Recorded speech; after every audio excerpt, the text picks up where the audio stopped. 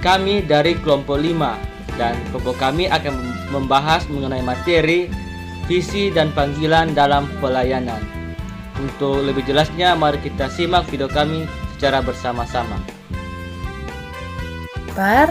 Kelompok 5 spiritualitas dengan materi atau pokok pembahasan yaitu panggilan dan juga gambar diri. Nah, kita masuk tentang apa itu panggilan. Panggilan merupakan sebuah anugerah dari Tuhan yang kita terima atau juga dapat sebagai sebuah hadiah dari Tuhan. Panggilan sendiri bersifat spesifik, artinya panggilan itu terperinci seiring dengan berjalannya waktu.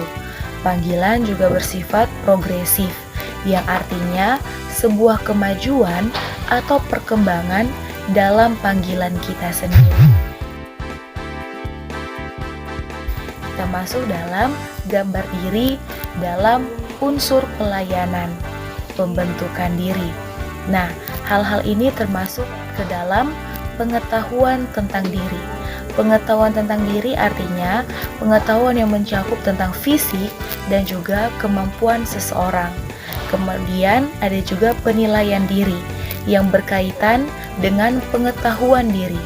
Dan yang terakhir adalah harapan diri, harapan mengenai ke depannya. Puji Tuhan, selanjutnya kita masuk dalam gambar diri yang bersifat positif. Gambar diri yang bersifat positif merupakan sifat yang menunjukkan rasa penuh percaya diri dan selalu bersikap positif terhadap segala sesuatu, bahkan terhadap kegagalan yang dialami selama proses kehidupannya sekalipun. Dan hal ini disertai dengan ciri yang pertama, mengenal diri dengan baik, dapat menerima fakta diri, mampu menghargai dirinya, memberi pujian secara wajar, memperbaiki diri dalam hal yang positif, serta mampu menempatkan diri dalam lingkungan. Gambar diri yang bersifat negatif.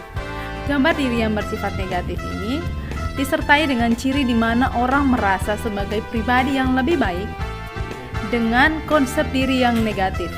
Hal ini kurang pengetahuan tentang diri sendiri, harapan-harapan yang tidak realistik, dan terlalu tinggi serta rendahnya penghargaan terhadap dirinya sendiri.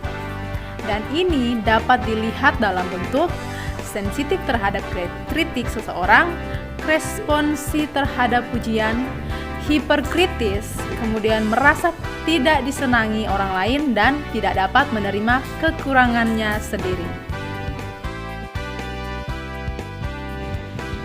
Kita masuk pada konsep diri yang sebenarnya, yaitu unik, yang artinya kita memiliki keunikan sendiri dan berbeda dari orang lain. Kemudian berharga, artinya kita ini memiliki nilai, suatu nilai yang berharga baik dari manusia maupun bagi Tuhan. Kemudian kelemahan yang harus ditingkatkan. Dalam hal ini kita memiliki setiap kelemahan, karena itu setiap kelemahan kita harus ditingkatkan untuk menjadi suatu kelebihan.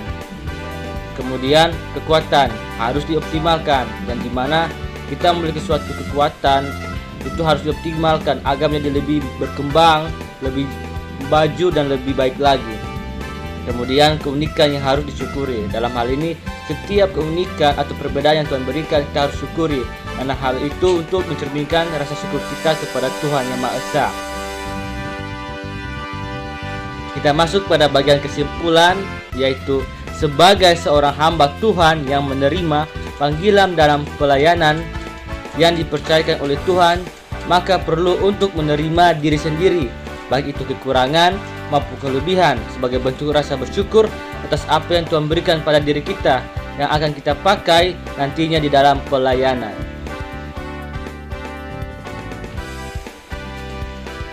Sekian dari hasil presentasi kami. Diucapkan terima kasih. Shalom. Tuhan Yesus memberkati.